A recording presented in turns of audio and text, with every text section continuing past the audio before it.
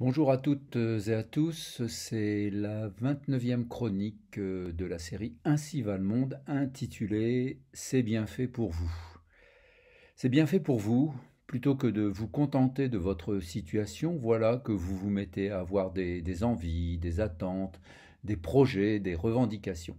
Et c'est là que les ennuis commencent et que les obstacles se dressent. En général, mais pas toujours, vous commencez par accuser les choses, les gens et pourquoi pas le monde de se mettre en travers de votre route. C'est bien utile car moins il y a de choses qui dépendent de vous, plus vous gagnez en innocence. Vous ne pouvez rien y faire. Justement, ne rien y faire, c'est-à-dire qu'innocent de tout, vous perdez en capacité à agir. Contre la mauvaise fortune, vous pouvez toujours faire bon cœur. Face à une situation ou un destin défavorable, il est inutile de se lamenter. Il faut au contraire accepter son sort et chercher à en tirer le meilleur profit. Ou bien, avec le philosophe Descartes, reconnaître que la volonté est libre et infinie, et par conséquent, tâchez à vous vaincre plutôt que la fortune, dit-il. Mais rien n'y fera. Devant votre projet se dressent les choses, les êtres et le monde qui vous empêchent objectivement d'avancer. Eh bien non, c'est vous qui vous êtes mis dans un tel pétrin, et c'est bien fait pour vous. Il est inutile d'invoquer une quelconque adversité qui vous tomberait dessus et viendrait se mettre en travers de votre route et nuire à votre liberté d'action. Certes, comme dit Jean-Paul Sartre, philosophe français du XXe siècle, les choses ont ce qu'il appelle un coefficient d'adversité. Retenez bien ce terme, coefficient d'adversité. Coefficient plus ou moins important, mais, ajoute-t-il, ça ne saurait être un argument contre votre liberté et votre volonté. Pourquoi donc?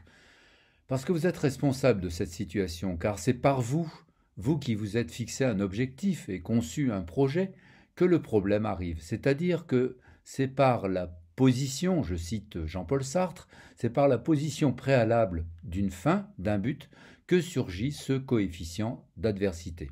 Et plus votre ambition ou prétention sera haute, plus le coefficient d'adversité des choses sera élevé.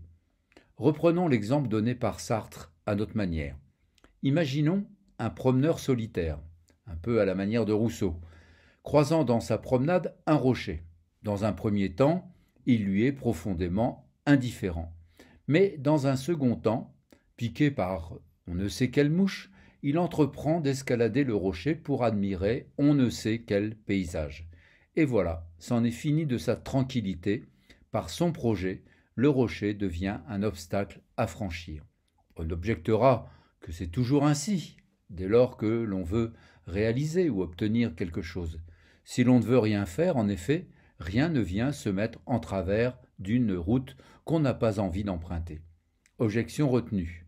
On retiendra quand même que, selon votre degré d'ambition, le coefficient d'adversité du rocher variera dans les mêmes proportions, et ainsi, soit-il, manifestera une résistance, soit il sera une aide précieuse en fonction de l'objectif du promeneur. Ceci pour dire que le rocher n'est rien en lui-même et qu'il attend sagement d'être éclairé par une fin, la vôtre, un but, le vôtre, pour se manifester comme adversaire ou comme auxiliaire. Je me demande ce qu'en penserait mon ami Jérôme, qui est tétraplégique. En conclusion, ce qui arrive n'est pas bien fait pour nous, mais bien fait par nous. Cette leçon vaut bien un fromage, dirait le renard de la fable. Ainsi va le monde.